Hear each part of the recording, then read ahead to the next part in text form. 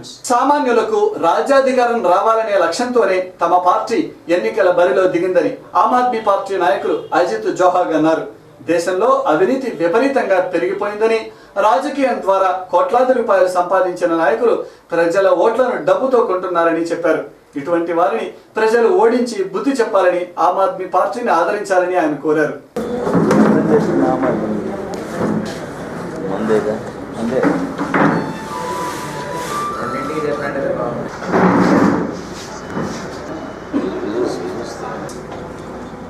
I have personally traveled to Jharkhand in the east, Chhattisgarh in central India, and now I am in Andhra Pradesh. Our party activists are traveling all over the country, and we have reports from all over the country. And our impression from campaign reports is that the assessment which we made after formation of the party, that India is ready for a new national platform and political alternative, is proving to be correct. వేసవి తీవ్రతరమవుతున్నది. గుంటూరు నగరవాసులు ఎండలో తిరిగే సమయంలో కొన్ని జాగ్రత్తలు తీసుకోవాలని corporation ఆరోగ్య అధికారి కోరుతున్నారు. ఉదయం 11 గంటల నుండి సాయంత్రం 5 గంటల వరకు ఎండలో తిరగరాదన్నారు. వడదెబ్బ తగలకుండా తగిన జాగ్రత్తలు తీసుకోవాలని చెప్పారు. ఇందుకు సంబంధించిన వివరాలను ఆయన మీడియాకు తెలిపారు. పట్టణ ప్రజలందరికీ కూడా పట్టణ ఆరోగ్య శాఖ అధికారిగా అందరికీ కూడా విజ్ఞప్తి చేస్తున్నాను. ఈ వేసవిలో పట్టణ ప్రజలందరూ కూడా కొన్ని జాగ్రత్తలు తీసుకోవాలి. ఈ వేసవిలో ముఖ్యంగా ఎండలో ఎక్కువగా ఉదయం 10 గంటల దగ్గర నుంచి సాయంత్రం 4 గంటల వరకు కూడా ఎవరు ఎండకి ఎక్కువ ఎక్స్పోజ్ అవ్వకూడదు.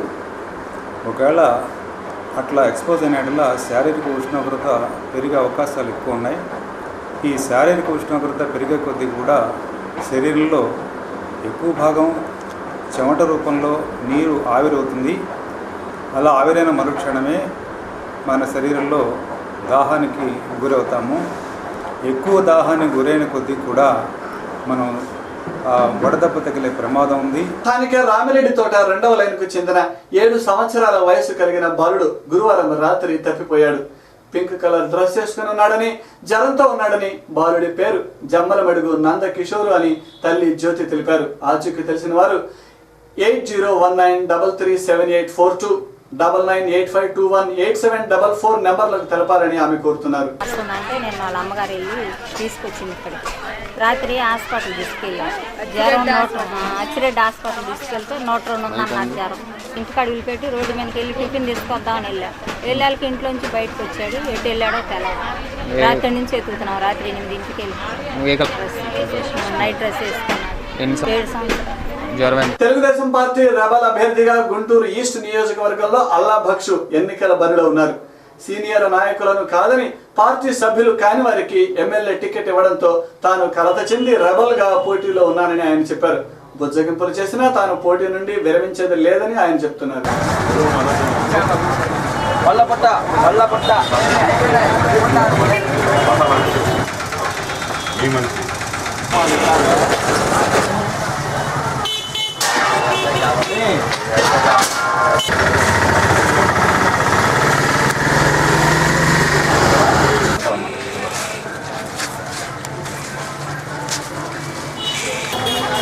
తూర్పు నియోజకవర్గ ఇండిపెండెంట్ అభ్యర్థిగా పోటీ చేస్తున్నాను. పళ్ళపుట్ట గుర్తు మీద. ఇక్కడ పాత గుంటూరు కానీ, లేకుంటే ఆనందపేట, చంద్రబాబు కాలనీ, సాయిబాబు కాలనీ విపరీతమైన ఆదరణ చూపిస్తున్నారు. వాళ్ళ సొంత సోదరులాగా ఆదరిస్తున్నారు. తప్పగా గెలుస్తాననే నమ్మకం నాకు ఊరుకుంది. మీ ఆశీర్వాదం, ఓటర్ల ఆశీర్వాదం తప్పనిసరిగా నాకు కావాలి. గుంటూరుని, ఒక పాత గుంటూరుని, తూర్పు నియోజకవర్గాన్ని మోడల్ సిటీగా తయారు చేయాలన్నా, పరిశ్రమలు తెప్పియాలన్నా, స్థాపించి యువతకు ఉపాధి కల్పించాలన్నా తప్పగా నాకు ఓటేసి గెలిపిస్తారని ఆశిస్తూ సెలవు తీసుకున్నాను.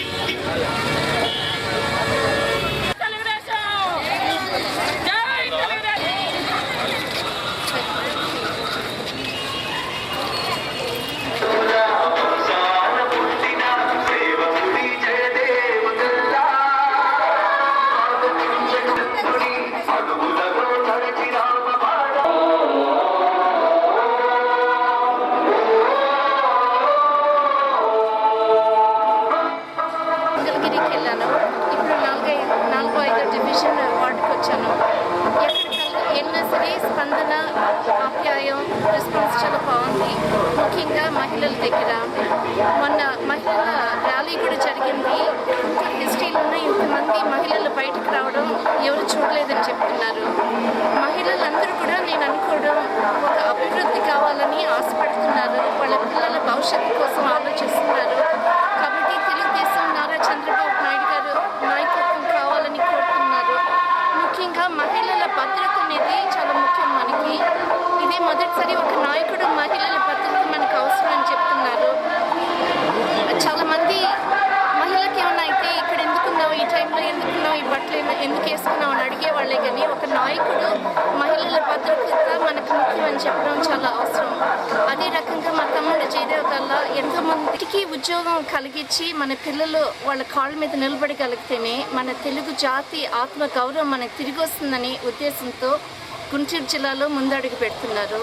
మా తమ్ముడు తప్పకుండా గెలుస్తారని నాకు చాలా నమ్మకం ఉంది. నేతాజీ నగర్లోని చెరువులో ఒక వ్యక్తి శవమై పడి ఉన్నాడు. పోలీసు అధికారి ప్రసాద్ మాట్లాడుతూ చెరువులో చేపలు పడుతూ ప్రమాదవశాత్తు పడి చనిపోయి ఉంటాడని చెప్పారు. 50 సంవత్సరాల వయసు కలిగి ఉన్నాడని శవాన్ని మార్చురికి తరలిస్తున్నామన్నారు. అయితే చెరువులో ఎవరు దిగకుండా రక్షణ ఏర్పాట్లు చేయాల్సిన అవసరం ఎంతైనా ఉన్నది.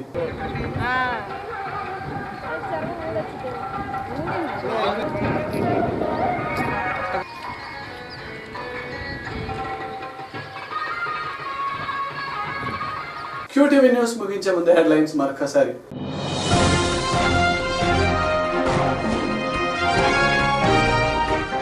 తెలుగువారి సంస్కృతి ప్రతిబింబించే నగరం గుంటూరు నగరం. బహిరంగ సభలో సోనియా.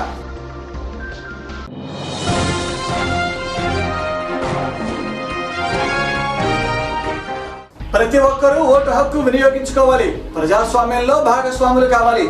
కలెక్టర్ ఎన్నికల అధికారి సురేష్ కుమార్.